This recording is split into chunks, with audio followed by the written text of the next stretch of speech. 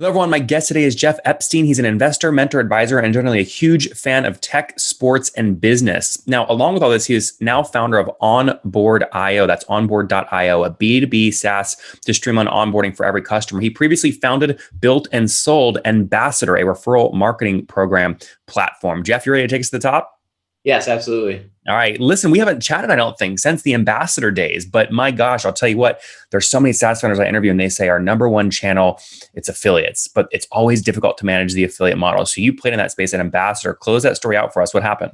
Yeah, so it was a great ride. In 2017, late 2017, we decided we were going to think about like selling the business, and so ran through a process, and we could talk for hours and hours about how that went. But ultimately, it was a pretty successful outcome.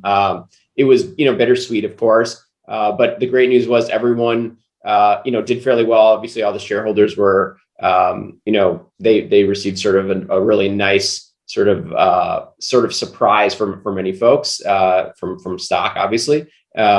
And many of the team ended up moving up and joining the acquirer, which was West Corporation, in various capacities, but ultimately could move throughout the organization and of course move up inside of Ambassador as well. So it was a win-win. But it was bittersweet, and it was time to focus on something else after about a decade. Which was What made it bittersweet? I mean, I'm going off memory here, but I think like when you came on, I mean, you were like at like, I don't know, like 3 or 4 million in 2017, I want to say, and then you more than doubled, I think, in 2018 to like 8 or 9 million, and you were pretty capital efficient. I think you'd only raised like 5 million or 6 million bucks. Is that all right? Yeah, so we actually we raised under 3 million. Oh, And so wow. we were capital efficient. I think, looking back, I think it was a little bit of burnout, to be honest. Huh. For me and just the team, I mean, we pushed really hard, and I think we outworked a lot of competitors. We sort of a motto to do more with less. And I think it catches up with you. And I think as a team, I think we were really close knit, and super proud of everyone, and they did a great job. But I know personally for me, I think I was kind of burnt out myself, just pushing so hard for so long. And so it was, I think it made sense at the time, instead of sort of raising more money and like even doubling down again, was to sort of, move on. And we found a good home, and we thought it was a, really great partner. And so that was sort of the way we went. Was my revenue number right there? It was about an 8 or 9 million in 2018. I think when we sold, we were around eight-ish. Okay. Okay. And last minute on this, right? So you remind me a lot of Andrew Gazdecki, who hits the same story with why he sold business apps, which was just crushing it. I mean, you really capital efficient, 15 million AR. He basically sold, he shared with me for about 1x, right? But he said, Nathan, I don't want to optimize for valuation. I just want to move on. And now he's building micro acquire. Can you help me understand sort of, I mean, you sold, I think you sold a private equity firm, right? It was a company that was run by a private equity firm. So West Corporation, run by Intrado. I'm sorry, West Corporation, and the private equity company was Apollo Group. So like super huge backing, but it was, from my understanding, and they don't share a ton with me, right? Like we were a small piece of a big pie. But they were pretty autonomous in terms of choosing the deal. And I think Apollo just sort of signed off on the high level logistics, would be my understanding. Okay, great. And I mean, can you share like multiple in terms of revenue, in terms of what you sold for 1x, 3x more? I mean, I can't, we can't share like specifics, but it was definitely a multiple of revenue, Yeah. instead of like an EBITDA multiple. So it was a solid range. It wasn't like 10x, and it wasn't, some EBITDA multiple. It was definitely a revenue multiple. Yeah. Well, look, I mean, congratulations, right? I mean, from everything you're telling me, what I'm really asking is like, does the capital waterfall on the exit hit the early employees you gave 0.2% equity to? And it sounds like that was a definite yes. It did. Absolutely. Yep. Yeah. Yeah. So you created, this is good for a lot of people. So, okay, let's move forward now to Onboard. When did you launch the business?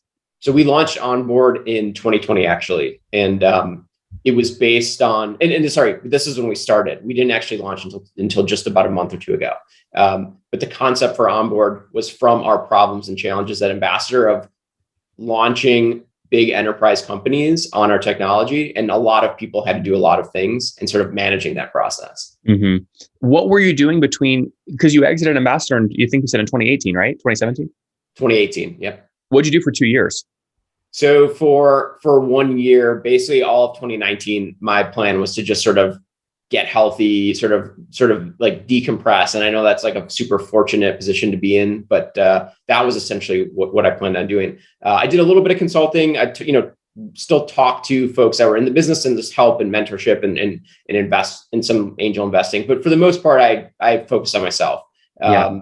And then in 2020, as we sort of got into COVID, we started kicking around ideas with some of the old, sort of getting the band back together again. And so for most of early 2020, until we eventually ended up sort of starting actually working on onboard in about April, we were sort of thinking about ideas and what are some of the things that we really had pain points with at Ambassador, and like how could we address those in a way that no one's doing today. Just touch on this quick, because mental health and just health in general is a big thing, and a lot of us will ignore this. I mean, did Get Ambassador, that household, it sounds like it actually made you to some degree sick. You said get healthy for 2 years. I think the work itself didn't make me sick. I mean, to me, it was definitely, I made myself, like I think I have a pretty strong willpower and willing to push through a lot of sort of like pain. And I think, like I said, it's not me, right? It's like all entrepreneurs, like they're willing to push themselves to lengths that maybe most people wouldn't. And that's not necessarily a good thing, but I think it's probably fairly accurate. And so, I mean, for me, like over the course of 10 years, I mean, I gained probably 40 pounds. I wasn't eating healthy, right? Like I was traveling a lot. I probably was sleeping like 3 or 4 hours a night. Oh, wow. For a period of many years in a row. And I can do it. Like I sustained fairly well. But I think, I'm getting older, it takes a toll. And so for me, I think all those things just added up. It wasn't like, I think like I was stressed out and things like that. So I think just focusing on, being a little bit more mindful of my health and well-being, it was certainly sort of on trend. And I think that was good that it became a little bit more mainstream and okay to think about and talk about. But for me, it was something that it was like, I'm fortunate enough I can invest in these things instead of having to invest in a business. Like I can invest in myself so that I can be, better for longer, essentially. Yep. You're pioneering this new concept at Onboard called MAPS, which we're going to talk about here in a second. But first, you said get the old band back together. Now, a lot of second-time entrepreneurs will say the most dilutive event was my co-founder. My next thing, I'm going to have enough money. I'm just going to pay someone a lot of money and I'm going to keep 100%. What did you do? So it's funny. I actually thought about it in the opposite way. For me, it was actually quite lonely. So I was, for all intents and purposes, the first few years of Ambassador was all me. And at points, I owned almost 100%. Yeah. Over time, there were investors, and then the team received, a bigger chunk of the equity, which I think was great. And for me, the second time around, what I much more cared about was working with people that I like to spend time with and sharing some of the sort of burden of carrying it all on your back. And so, that was the big difference for me, was when you're the solo founder, essentially, there's just so much more that you're just carrying the weight of. And it has to be that way, right? Like you can't have it any other way. Even if you hire someone to do the work, just the equity splits and things like that, it's ultimately going to fall to you. And so I have a true co-founder with Will. It's a lot more fun. We both, started on day one, and, we both have, a big chunk in the outcome and a big say in like how we decide things. And is Zach involved too, or is it mainly you and Matt? So it's myself, Will, and Matt. And Zach is sort of like was a founder who's now an advisor. And he's obviously a really good friend and still helping us with the business, but he's not doing day-to-day right now with us. Yep. Okay. So that's sort of how you get things going. True co-founder this time around. We'll see how it works out. Tell me about the first customer. How'd you land them? Yeah. So the good news is we did have a little bit of a network. So the first customers came through investors as we were pitching, sort of telling them our product was being launched. Our investors started sort of asking their portfolio companies. So the nice thing was we did have companies really, as soon as we tuned the product on, we had, a handful of companies using it. We're still super early, so we're still definitely iterating on the feedback of those early customers, and then the next few dozen that are using us and paying us now. But it's fun. It's moving way back to the beginning of the spectrum, where it's really learning and understanding and really diving into the use cases and the little intricacies of the product. So you said a couple dozen, 36, 48 customers paying today? Yeah, even we have a couple dozen, so even a little bit less than that. Okay, got it. We'll call it 30 or so. And the first comes from the network, which is great. I always love when folks use the raise process to land investors or investor portfolio companies as customers. It's obviously a smart way to do it. How much did you end up raising? We only raised 1.25 million. So in this day and age, not a ton, but the beauty was it was old investors who literally gave us money pre-product, pre-team. So it was, myself and Will sort of, and Zach at the time were talking about, what do we want to do? And one of our investors was like, hey, you're not going to do this without taking our money. So, and I love working with them. It was, Ludlow Ventures has done really well. And so they were like, you got to do this. Well, and you just earned them maybe not a blockbuster return, but a pretty darn healthy return at an ambassador. Yeah, definitely. Yeah. They did well. Yeah. Yeah. I mean, yeah. You wouldn't take, you have $1 million yourself. You could have funded it, but really having the partner is why you did it. And they also brought in customers, it sounds like. Exactly. Yeah. And okay. It's a little bit more, runway. So you also, 8, 9, 10 years ago were getting your first 30 customers at Ambassador. You approached those 30 probably different than you're approaching the first 30 at Onboard. What's the biggest difference? Are you listening to all the ideas they give you, or are you being more deliberate? So the biggest thing for me, there's really two specifics. One is it was a problem that we actually faced this time. So with Ambassador, it was much more of a concept and idea that I had that I thought would make sense, but it wasn't something that I actually lived in. I was never an affiliate marketer at a business. I had like an affiliate little side company that I had. So I had some ideas, but I didn't really feel the pain. With Onboard, we felt this pain very clearly. Me as running a team and trying to mitigate churn and understand how do we grow our, top line, but also how do we grow our bottom line? Like how do we keep customers longer? And Will was, he was also in charge with making customers happy, right? And keeping them, retaining them, and onboarding them as quickly as possible, and keeping our onboarding team efficient. So we didn't have to hire new employees every time we closed a new deal. So this was a pain that we felt really closely, right? Being a super scrappy and capital efficient team. So that's first and foremost. And then second was, we are focused on sort of trying to hit a niche as, B2B and maybe software, and maybe even more narrowly SaaS, versus trying to solve all things for all people, right? And the first time founder, I'm like, I just wanted to say yes to everything and then just start building that. And then you end up going in 50 different directions and you're like, does it actually work for anyone specific? And so this time we're more intentional. It's hard though. I understand why I did it now, because it's so hard to see someone walk away, even though they're like, oh, this is perfect if you did this one thing, but the one thing isn't in the roadmap. Yep. Now 30 customers, your pricing page is more mature than most startups. We'll talk about that in a second, but I imagine most of these folks are what, $200, $300 a month, something like that. Yeah. So have you passed $10,000 a month in MRR yet? No, not yet. We're hoping to soon though. You've got to be close. Yeah. Yeah. Very cool. That's a special moment. Even though you've done it before, it's still a special moment. I want to talk about your pricing page, right? Because you've done something here, which I think is compelling. You've given yourself the opportunity to upsell against multiple pricing axes, right? You have the user-based upsell, and then you have a per seat price under that. You also can say, let's test upselling based off product upselling. They only get outboard if they're on sort of the more advanced plans. And you also do things like, the custom branding, right? Or the designated customer success manager on the top tiers. Why were these sort of your initial shots at like how to set up the pricing page?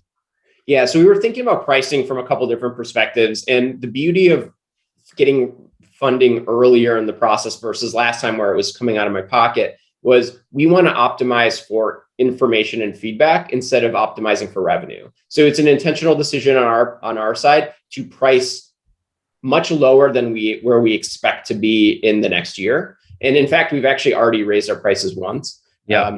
Same thing in Ambassador. We raised our prices every quarter for almost 5 years, and we didn't lose customers. We ended up moving up market, of course, but we found that if we can deliver on a product and deliver even more value, the price is not the main determinant for the sale. In this case, though, we want the low price to be a determinant, so people try us and give us feedback, and we can get more people in the door and learn. Mm-hmm. So that's the intent there. But we do know as well that there are some people that are willing to pay a lot more for other things that we can provide, like more of an onboarding or a consultative type experience. So we wanted to leave those options open for some of the bigger companies that they don't care at all about the price, but they do care about basically maybe having their hand held a little bit more, or for having more customization and things like that.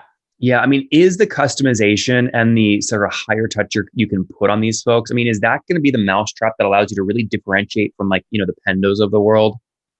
It can be, I think, the biggest differentiation we see from a company like Pendo, and we're sort of walking into a muddy waters here, where Pendo does a lot of user guiding, and we consider what they do actually user onboarding. So helping an individual user of a product or service click through the appropriate points. We see ourselves as what we call company onboarding, which is really getting the technology implemented so that user can, in fact, actually walk through efficiently. So it's really all the things that need to be done before the user even gets access. And so we see them as more complementary than competitive, even though the word onboarding is used in both cases, which is a little bit confusing. Is this sort of a throwback to, Ambassador couldn't work unless I installed JavaScript, but the marketer you're selling to can't do that without the tech team. So you're basically now helping people that have to do more in-depth things to onboard besides click a button here or there. You're helping them do that. Exactly. That's exactly right. Without the JavaScript, the marketer can't be successful. And in order for the JavaScript to work, we need to sign off from legal, compliance, design, and all these folks. And then the marketer can get the walkthrough from Pendo. But before that, all these other things need to happen. And that's where you want to play. Yes. Exactly. I see. Okay. We heard about your co-founder. Flesh out the rest of the team. How many folks full time? We have 5. 5. Okay. And does that include you 3? Yes. Okay. So how many of you guys are actually pushing code? 3 pushing code, myself and Will, non-technical, but technical enough to be dangerous and certainly can speak to onboarding. So we're doing everything else, sales, success, a little bit of product as well. And then we have the 3 ex-ambassador devs who are awesome and just jamming away. Well, Jeff, you're in hot space, man. It's fun to see you execute here. Let's wrap up with the famous 5. Number 1, favorite business book? Oh, I'm going to go with The Hard Thing About Hard Things. Number 2, is there a CEO you're following or studying? It's super cliche, but Elon Musk is obviously one that I'm always interested in following. Number 3, what's your favorite online tool for building onboard.io besides your tool? I'm big fans of HubSpot. They've really come a long way. Number 4, how many hours of sleep are you getting every night? So my goal is about 8. So I'm probably at about 7, which is a lot more than before. And what's your situation, Jeff? Married, single, kiddos? Married, 2 dogs, no kids. No kids. And how old are you? I'm turning 40 in a couple of weeks. A big 4. Oh, take us back 20 years. What's something you wish you knew when you were 20? Man, that everything was going to work out, I think, okay. Guys, he learned a bunch at Ambassador, grew it to about a $9 million run rate, very capital efficient, sold it back in 2018, took 2 years off to get healthy, now coming back at it, building a tool for himself, plus his first 30 customers, onboard.io, inventing maps, really helping people do the more in-depth things to get your tool working for them, like JavaScript embeds and things of that nature, so that then others can come on and actually help get more users onboarded with clicks and things of that nature. We'll see what happens. They're about to pass $10,000 a month in revenue. Again, capital efficient, 1.4 million raised as Jeff looks to scale. Jeff, thanks for taking us to the top. Thanks, Nathan. Appreciate it.